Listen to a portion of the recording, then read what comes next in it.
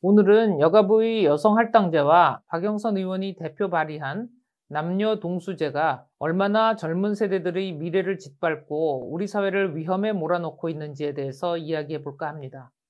결론부터 말씀드리면 586 남성 권력자들 빚잔치 벌려놓고 캐캐 묵은 감성팔이 그만하시고 자기가 진 빚은 세금 말고 자기 돈으로 갚으라는 이야기입니다.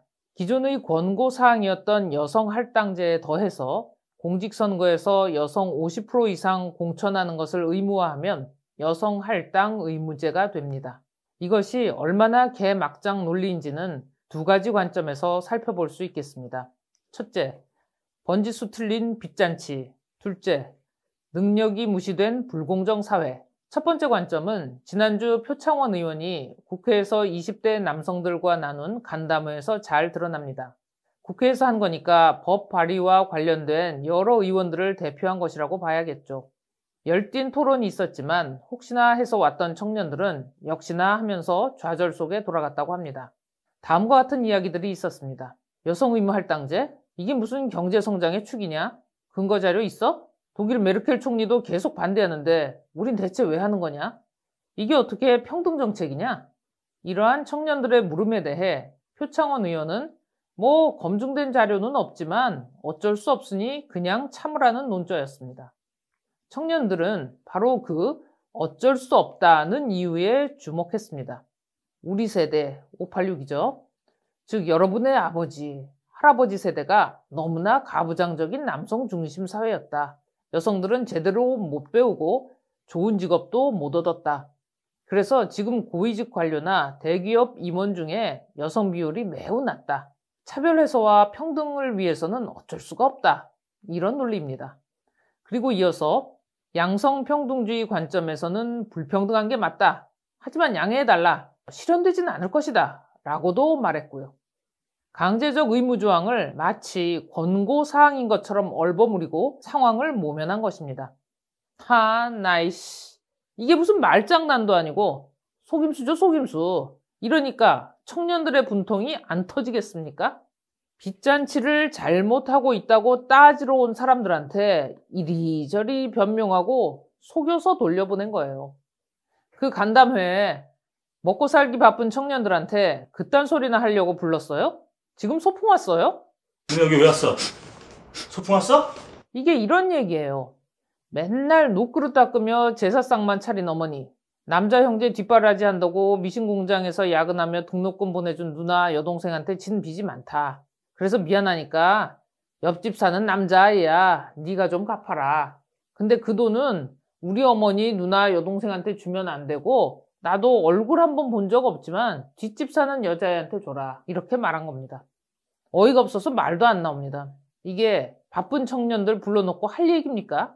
안타깝게도 그 자리에 참석했던 많은 청년들은 울분만 가득 안고 되돌아간 것이죠.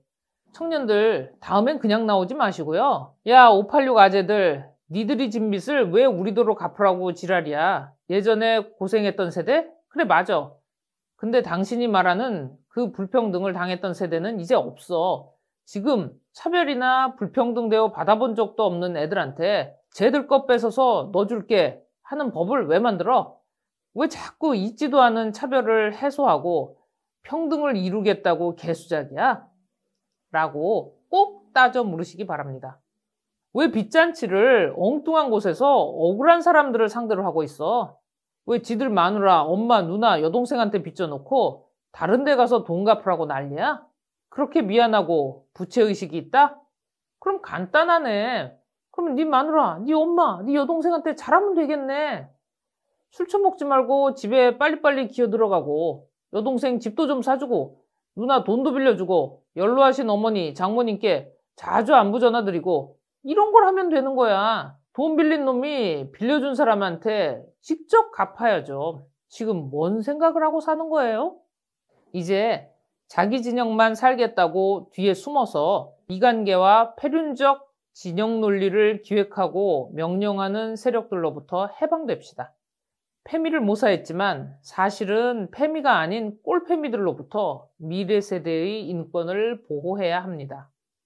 그 다음 아까 언급한 두 번째 관점에서 여성 의무 할당제가 얼마나 소름 끼치고 무서운 일인지에 대해 한번 이야기해 보겠습니다. 전쟁 상황을 가정해 봅시다. 우리 쪽에 관우, 장비, 여포, 조운, 마초, 황충 등의 명장이 있어요. 더불어서 나경원, 이은재, 서영교 등 이런 여성들도 같이 있다고 쳐봅시다. 근데 무조건 여성 3명을 끼워 넣자는 거예요. 그럼 전력이 떨어지는 게 뻔한데도 의무할당제라서 어쩔 수가 없대. 능력 검증도 안 된 애들을 50대 50으로 무조건 쓰라는 겁니다. 이게 뭐야? 그 여자들 셋 대신에 세일러문, 쉬헐크, 원더우먼 이들을 넣으면 그럼 드림팀이 되겠지. 그들은 인정받을 만한 실력과 실적이 증명돼 있으니까 거기 끼어서 전장으로 나가도 돼. 근데 페미니즘을 지지한다면서 분열과 모사나 일삼고 나라 반쪽 내던 것들이 빚잔치에서 얻은 표 들고 전장에 나왔어. 능력도 없는 걸 의무적으로 법제화하면 뭔 수로 전쟁에서 이길 거야? 이건 이장 군수 뽑는데 여자에게 특혜 주고 안 주고의 문제가 아닙니다. 여자라고 대통령은 왜 못해? 능력 있으면 시키는 거지. 근데 니들이 주장하는 건 그게 아니잖아. 무릎 대고 푸시업 하면서 힘겨워하는 경찰이 경찰로 보이겠어? 불량미는 한정되어 있고 싸워야 할 악당들이 남녀 가리고 덤비냐? 이게 공정한 걸로 보이냐? 결과는 과정의 공정함에서 나오는 것이어야지 그냥 막 나눠준다고 그게 정의구현이 아니죠. 동일 시간, 동일 난이도, 동일 업무를 수행했어요. 심지어 업무 성과까지 같은데 급여가 차이 난다? 그런 거 있으면 갖고 와보라고 하세요. 공무원들 중에 차이 나는 게 있어요? 사기업에서 차이 난다면 이게 남자 잘못이야? 그냥 월급 적게 준 사장이 미친 새끼인 거지. 그럼 그 사장한테 따질 일이지 왜 멀쩡히 일하고 있는 남의 능력에 따른 기회와 과실을 니들이 왜 뺏으려고 해? 국회의원은 그런 도둑질 막아야 될 의무가 있는 사람이에요. 본인이 그 도둑질 기획하고 앉았을 게 아니라. 세상에 공짜가 어딨어. 노력은 하기 싫고 땀도 흘리기 싫고 스펙 쌓기도 귀찮고 그럼 그냥 이북으로 가세요. 가서 위원장님 만나서 내래 충성을 다하가시오. 그 말 하면 거기서 아주 좋아할 겁니다 아마. 근데 장성택이가 어떻게 죽었더라? 아무튼 잘해보세요. 그 북녘땅으로 넘어가다가 땅바닥에 둥그런 금속 원반이 보이거들랑 아무 생각 없이 일단 힘껏 밟으세요. 불평등이 없는 세상이 펼쳐질 거요. 오늘 영상 요약하겠습니다. 오늘은 공익 캠페인입니다. 네가 싼 똥은 네가 치워라. 우리 강산 푸르게 푸르게 끝.